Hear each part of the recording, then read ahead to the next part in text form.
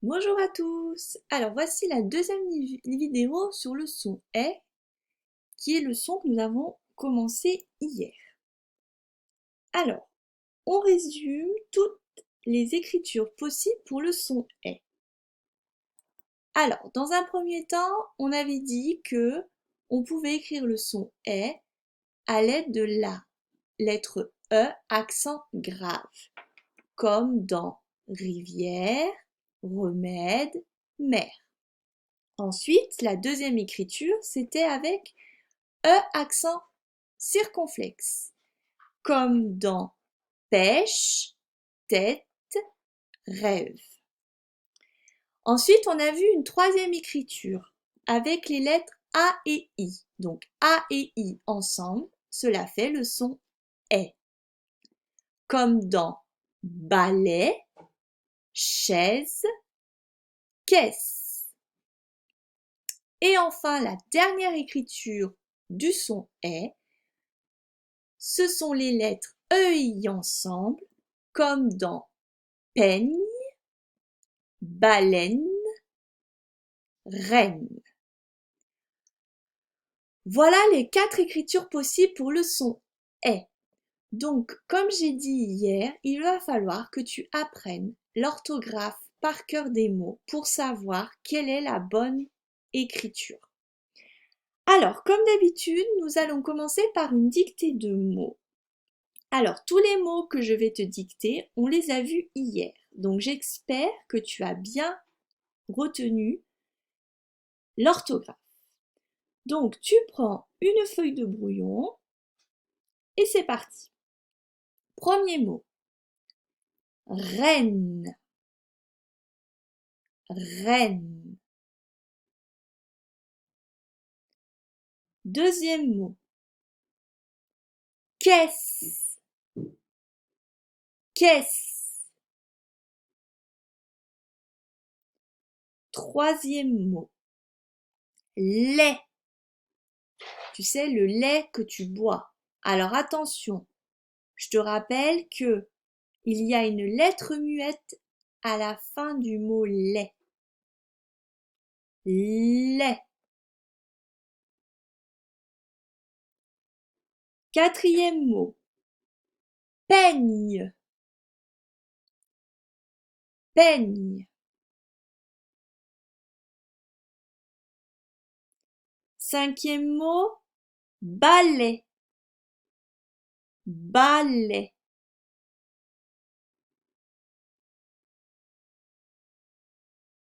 Et le sixième mot, maison,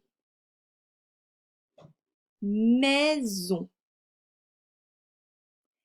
Allez, on corrige. Alors, le premier mot que je t'avais demandé, c'était le mot reine. Donc ici, pour le mot reine, je dois utiliser les lettres E et I pour faire le son est. Reine. Le deuxième mot, c'était caisse. Alors, il fallait donc utiliser les lettres A et I pour le son est. Et ensuite, il fallait que je mette deux S. Pourquoi? Parce que si je n'avais mis qu'un seul S, ça aurait fait caisse. Je te rappelle qu'entre deux voyelles, ici I et E, si j'avais mis qu'un seul S, on aurait entendu caisse. Moi, je voulais caisse, donc il faut mettre deux S. Après, il y avait le mot lait.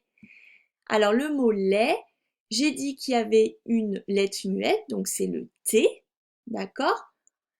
Pour s'en souvenir, c'est qu'on dit qu'on a des produits laitiers, on entend le T, et le son est de lait, c'est A et I. Ensuite, j'avais demandé le peigne pour se coiffer, donc le peigne, le S c'est E et I. Et pour faire le son mieux, il fallait que j'utilise la lettre G et N ensemble. Donc cela fait bien peigne. Ensuite, j'avais demandé le balai. Donc balai, le son est s'écrit A et I. Et enfin, j'avais demandé maison. Donc, le son est s'écrit avec les lettres A et I. Pour faire le son Z, j'avais besoin juste de mettre la lettre S parce que I et O, ce sont deux voyelles, donc le S entre deux voyelles se prononce Z. Et pour faire le son ON, il fallait écrire O et N. Allez, donc, on reprend le texte de Ratus, donc la caisse en bois, page 74. Alors, j'espère que tu as bien relu le texte avant de regarder la vidéo, puisque cela va te servir pour répondre au vrai ou faux. Alors, c'est parti. Tu mets pause, tu lis à ton rythme, et ensuite on corrige ensemble. Alors, on y va. Phrase numéro 1. Le rat vert a de la peine à ouvrir la caisse. Vrai ou faux? C'est vrai. Phrase numéro 2. C'est Belot qui aide Ratus à ouvrir la caisse en bois. Alors ici, tu as bien une lettre muette, hein. Le S ne se prononce pas. Alors, vrai ou faux? C'est vrai. Numéro 3. Dans la caisse, il y a des bonbons, le S est muet, et du chocolat, le T est muet. Alors, est-ce vrai ou est-ce faux? C'est faux. Dans la caisse, il n'y a absolument pas des bonbons ou du chocolat. Numéro 4. Le cousin, alors là je dis bien Z parce que je suis entre deux voyelles, le U et le I. Le cousin de Ratus n'aime pas les araignées. Alors, les araignées, je suis obligée de faire la liaison. Et attention, le E et le S sont muets. Alors, vrai ou faux? Ça a l'air d'être vrai, puisqu'il lui envoie le nécessaire pour les enlever. Numéro 5. Le cousin pense que la maison du rat vert est sale. Vrai ou faux? Oui, c'est vrai. Il lui envoie un balai et des chiffons pour nettoyer. Numéro 6. On peut, le T est muet, lire Bonne fête Ratus sur le petit mot. Les deux T ici à la fin des mots sont muets. Hein. Vrai ou faux? C'est faux. Numéro 7. Ratus est content, le T est muet, du cadeau, je rappelle que EAU se prononce O, qui est dans la caisse. Vrai ou faux? C'est faux, il n'est pas du tout content, hein. Allez, on continue. On lit la première colonne. L'air, j'aime, des ailes. Je dois faire la liaison. Le S est muet, cela montre qu'il y a plusieurs ailes. Un aimant. Je fais la liaison. Le T est muet. Deuxième colonne. Une chaise. Je prononce the car je suis entre les deux voyelles I et E. Une paire. Une paire, c'est quand il y en a deux. Une paire de chaussures, par exemple, c'est quand j'ai deux chaussures. J'ai deux pieds, donc j'ai une paire de chaussures.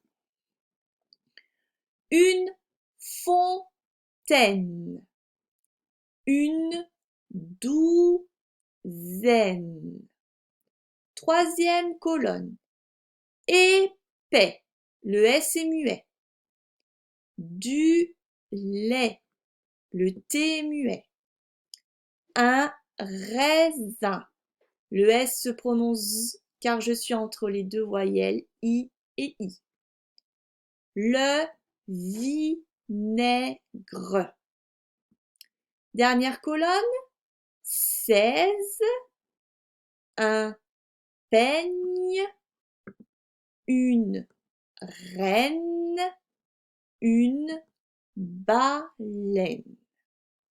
Et enfin, la phrase, il a de la peine à ouvrir la caisse.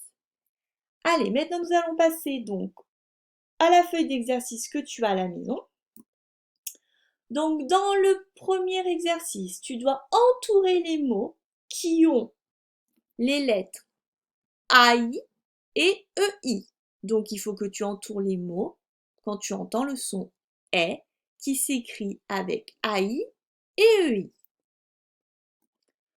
Ensuite, tu dois entourer le mot qui correspond à chaque dessin. Dans le numéro 3, donc tu as des dessins avec des numéros. Tu dois écrire le numéro du bon dessin à côté de chaque phrase. Exercice numéro 4. Donc, tu as des mots, d'accord? Tu dois les placer dans la bonne colonne en fonction de l'écriture du son « est ». Si tu vois qu'il est écrit avec le E accent grave, tu l'écriras dans cette colonne. AI dans cette colonne, EI dans cette colonne, E accent circonflexe dans cette colonne. Mais attention, je te demande d'ajouter devant les mots un ou une.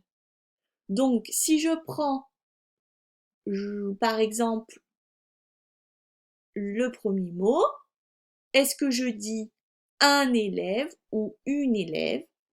Et je le mets donc dans la bonne colonne. Alors, l'exercice numéro 5.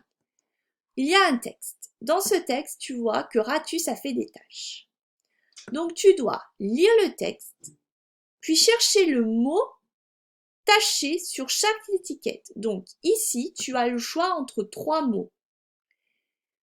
Il faut que tu barres les mots qui ne vont pas avec la phrase et laisser celui qui est le bon.